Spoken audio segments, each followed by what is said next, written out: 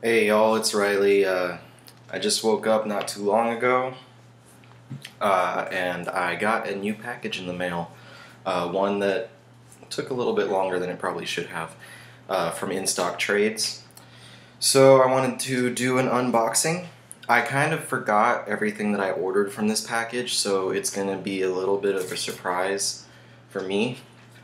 The noise in the background, if you hear anything, is my dog. He's walking around the kitchen sniffing stuff. So anyway, nice sized box. 14 pounds. My trusty keys with my Mario and my Mjolnir to get into this guy. I remember like part of what's in here, but the rest of it I kind of forget, and so we'll see what's happening, and I'll talk a little bit about the new stuff. Alright, let's see. Nice styrofoam blocks that In Stock uses to keep their stuff nice and in place. And there's the first bundle of books.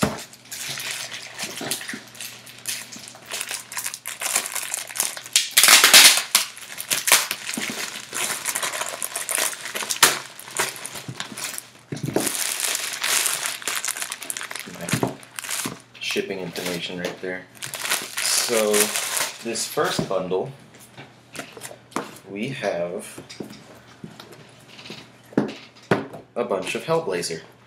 I'll talk about that in just a second. Let me just organize them in order because they're kind of jumbled and I want them to be in order. Alright, there's 4 through 7, and then I got packed by itself is volume 3.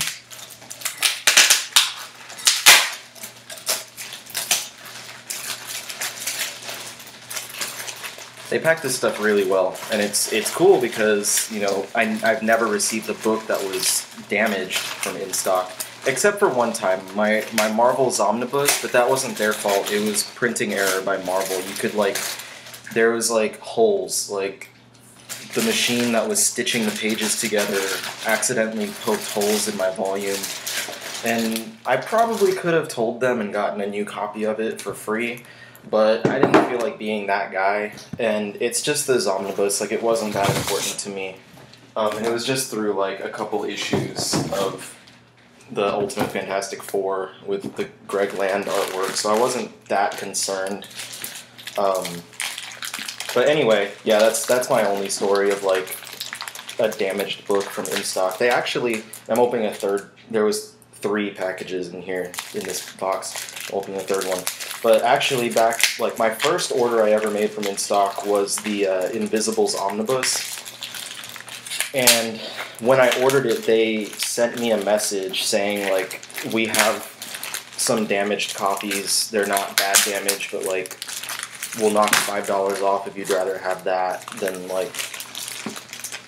a pristine one for $75. And I was like, I'd rather have the nice-looking one.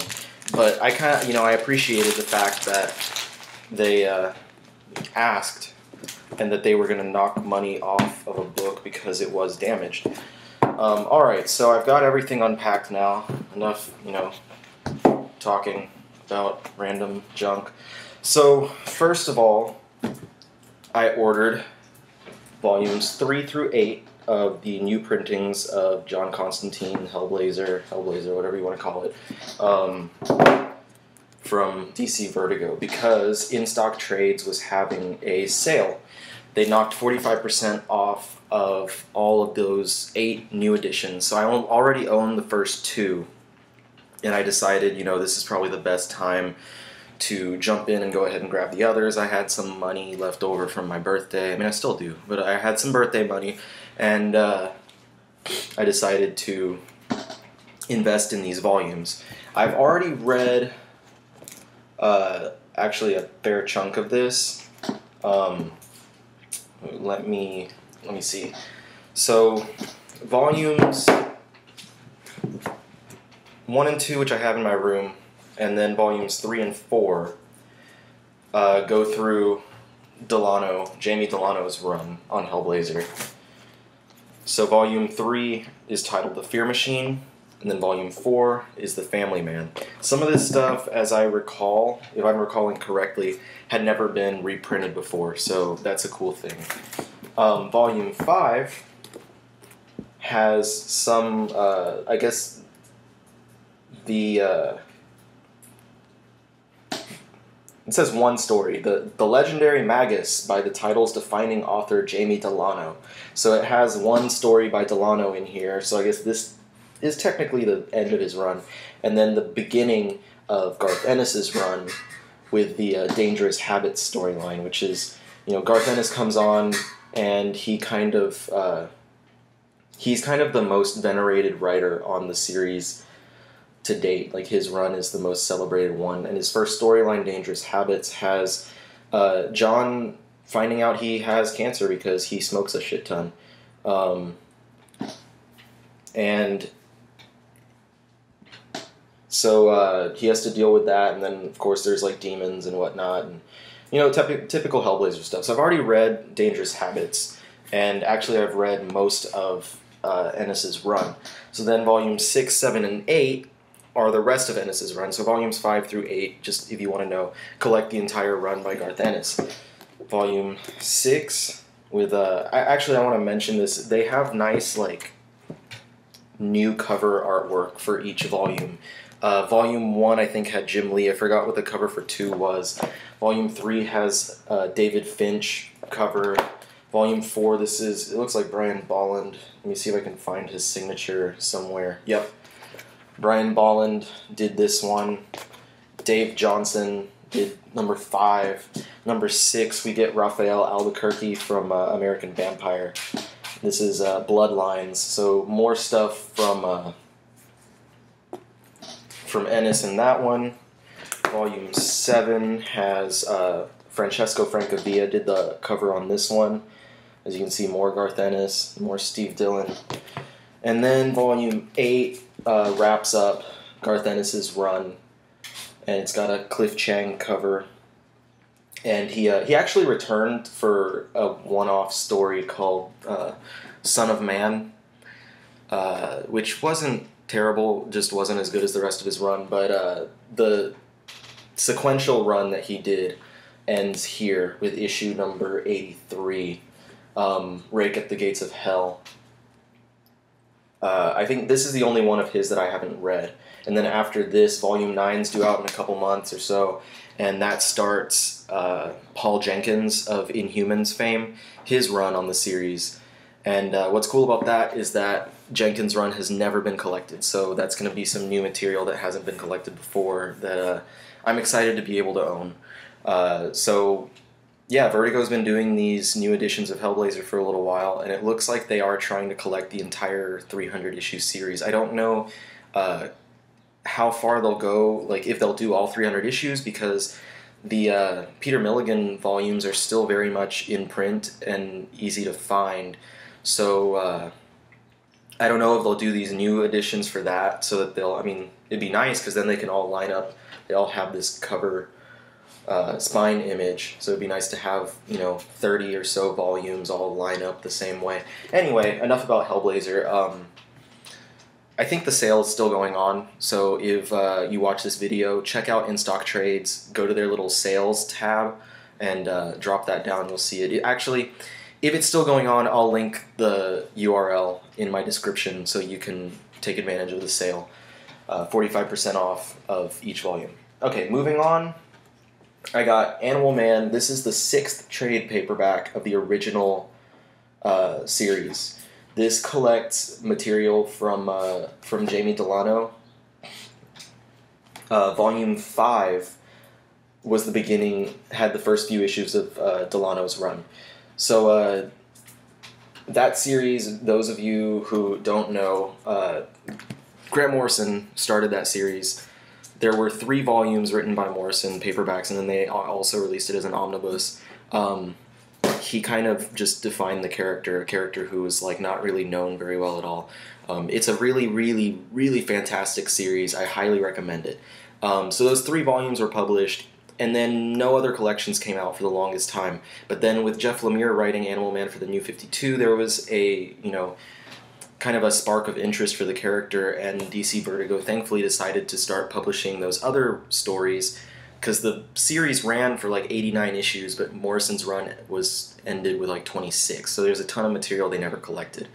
The first collection was Peter Milligan's 6 issues plus a few issues of Tom Veitch, his run, Tom Veitch, I don't know how to pronounce it.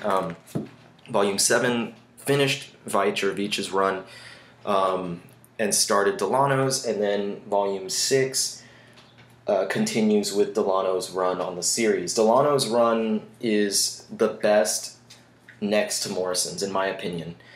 He does a lot of really crazy stuff with Buddy, and this volume, Flesh and Blood, has that titular story arc in here, which kind of redefined the character and did a lot of crazy stuff with him. And Delano's run is also where we get the concept of the red, spinning off of like Swamp Thing's green, which Jeff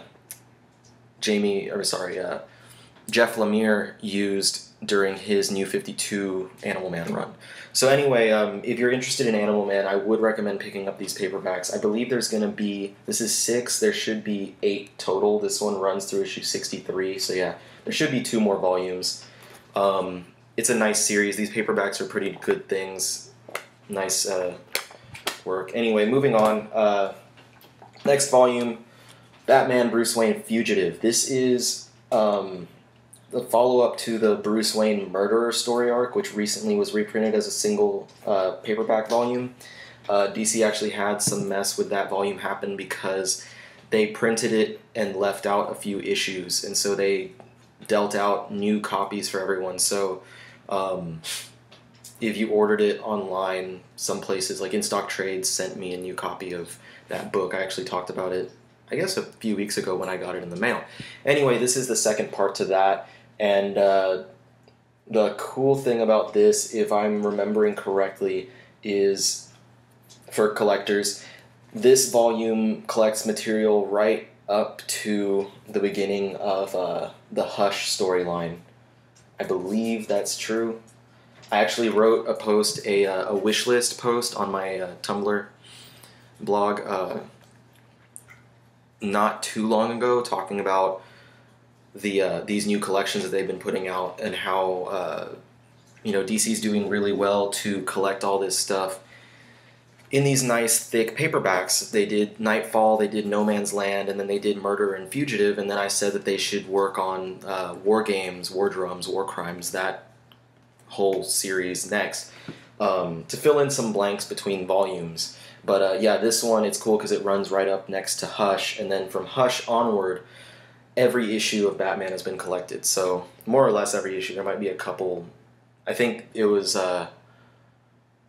there was a random story that happened in the middle of Morrison's run that never got collected, but it's apparently crap, so it doesn't really matter. Anyway, Fugitive, it's a nice thick volume, not as thick as the Murderer volume. I'm hoping that this one doesn't have any missing material, so we don't have a similar problem as the last one. But anyway, now the last book that I've got is the third and final kind of hardcover, oversized hardcover. I'm going to unwrap this as I talk, of Mark Waid's Daredevil run. I said that with quotes, with finger air quotes, because after he wrapped up his Daredevil title with issue 36, he went on and started it with a new issue number 1, where Matt Murdock moves to San Francisco. So this one wraps up that first run. This collects through issues number 22 through 36. And I didn't actually realize it was going to collect these issues, but it also has 2 issues of the Indestructible Hulk in here, issues 9 and 10. Because those issues, Indestructible Hulk, of course, being written by Mark Waid, and those 2 issues were a story starring Daredevil, and it had art by what's his name, who's doing the I wish I could remember his name right now, who's doing Black Science with, does he not even get credit in here? That's kind of weird. Doing Black Science with, Matteo Scalera, with Rick Remender for Image. So you get some cool Scalera artwork in here, and of course most of it is the Chris Samney artwork. So this is going to be another beautiful volume. I'm going to see what's on the inside covers for right now, because they do a nice little print on the inside hardcover.